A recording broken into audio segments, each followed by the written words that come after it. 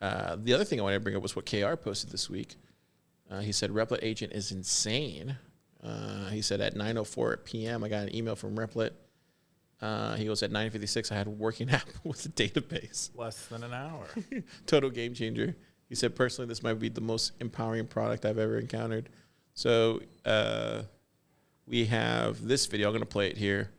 But the CEO of Replit is literally showing how he made an app.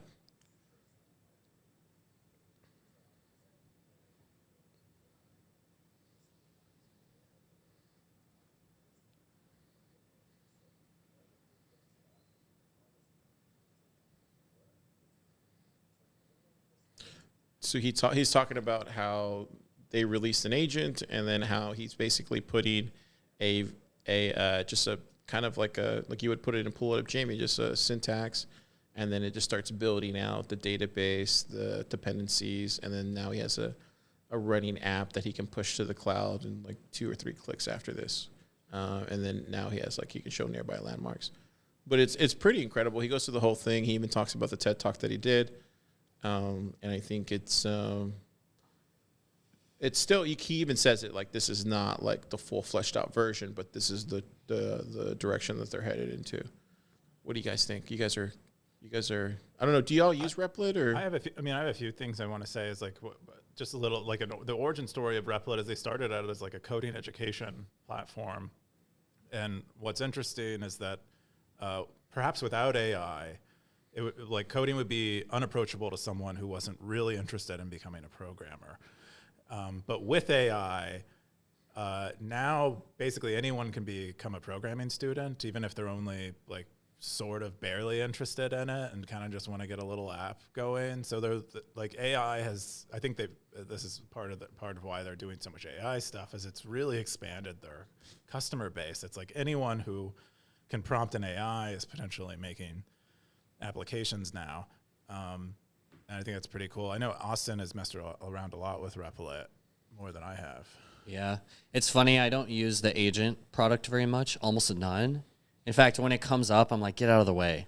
Yeah. And this is something I've noticed between like a lot of newer developers really love the Replit environment and the Replit agent for like building their first apps, which makes a lot of sense. But for like in my camp and the people that like other developers I'm talking to, it's all about Cursor. Because Cursor is what I use all the time, and it's changed my workflow. And it's kind of interesting because new users, they want this agentic workflow, which is a fancy schmancy way of saying multiple steps are executed whenever you give a prompt. Whereas I think a lot of developers that are experienced writing code, we want to be in the feedback loop every integration.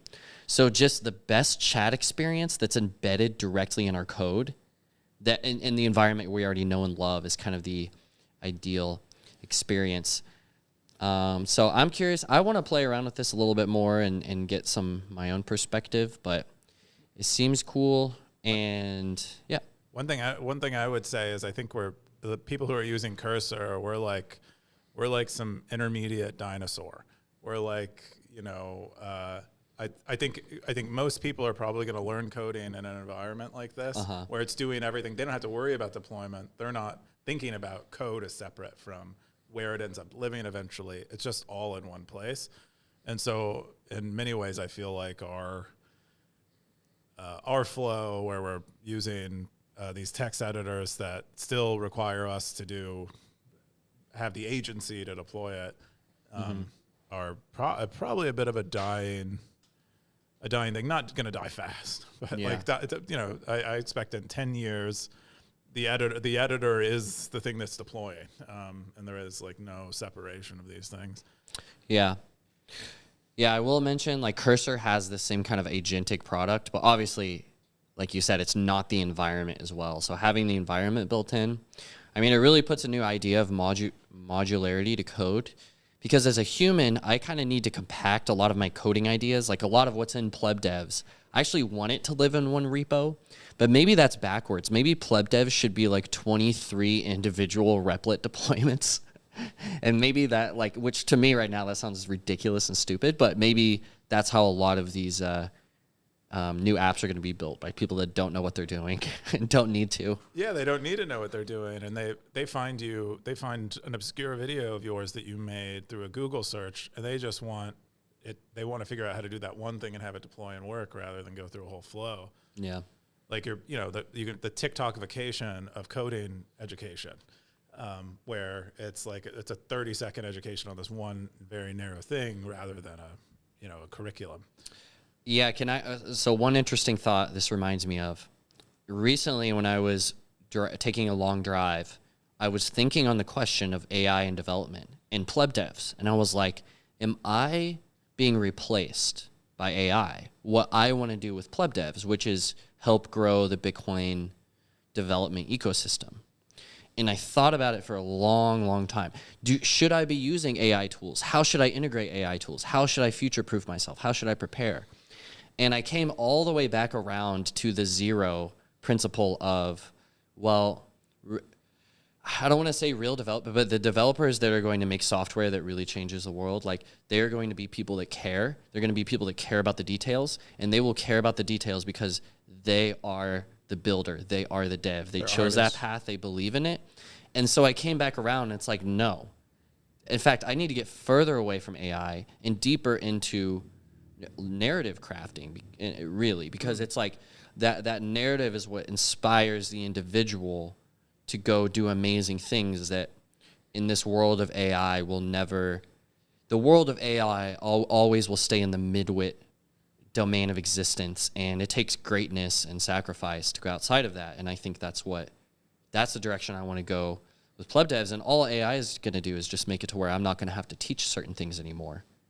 Yeah, you could reduce it to an absurd level where possessing a chisel isn't going to make you a sculptor. Mm-hmm. Like, you can just if AI is just a chisel, what you really need is whatever a sculptor has that make great sculptures, and not the tool, because the tool is a commodity at some point. Mm-hmm. And it's not valuable to anyone.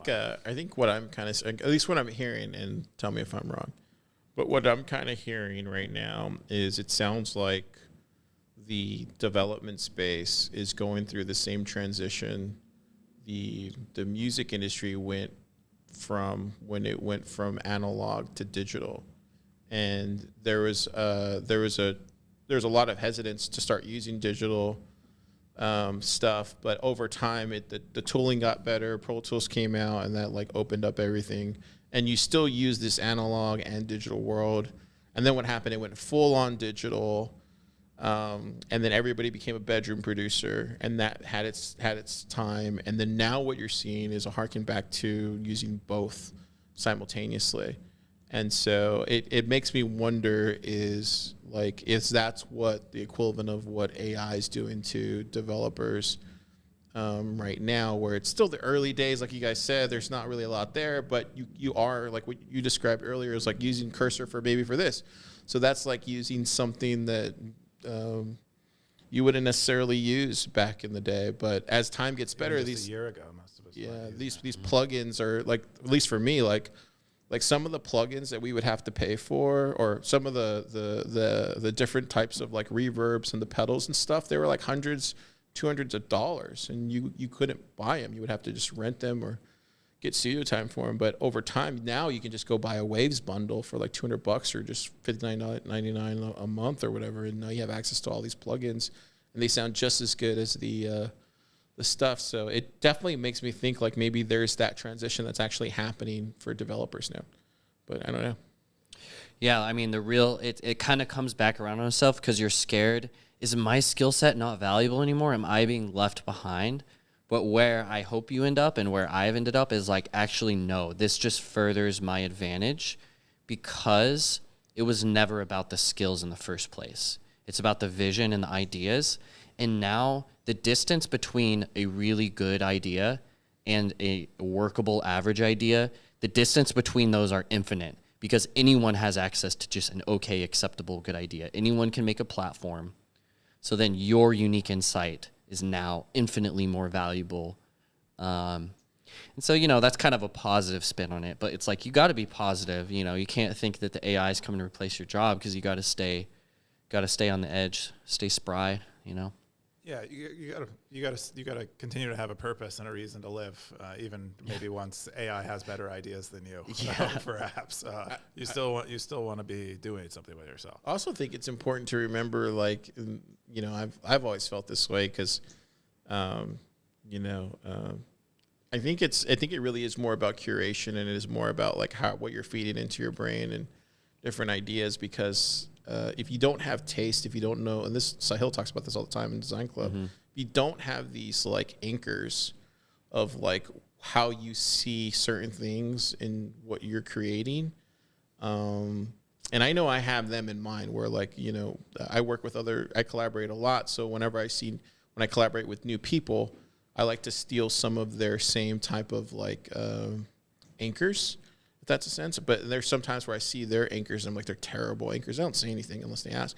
But what you try to do is you try to evolve into just a better artist, into a better creator, into a better whatever you want, whatever that word is for you.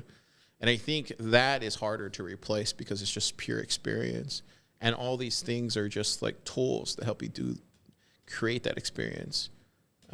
So I'm not too worried about AI taking over my job, but I do see the like kind of KR, what he posted was like, I do see how this is like game changing. Well, yeah, I think to your point earlier about the analog to digital and music, I think one thing that's going to be different about AI is that it seems to be getting better a lot faster. Yeah, totally. Than a lot of other things. So it's going to go really fast. Like it took like 10, 15 years for that to take root. And I think it's going to be way faster. Yeah. So I think the changes that you see happen as a result of the analog to digital it's gonna be great. I can't wait. To be so much. Everything's going to collapse. Oh wow, you're rooting on the no. collapse. So like, there's all these. Like, you can kind of feel. You guys can't. You talked about it earlier, but with that whole vibe check thing, but you can kind of feel it. Like there's the Trump stuff going on.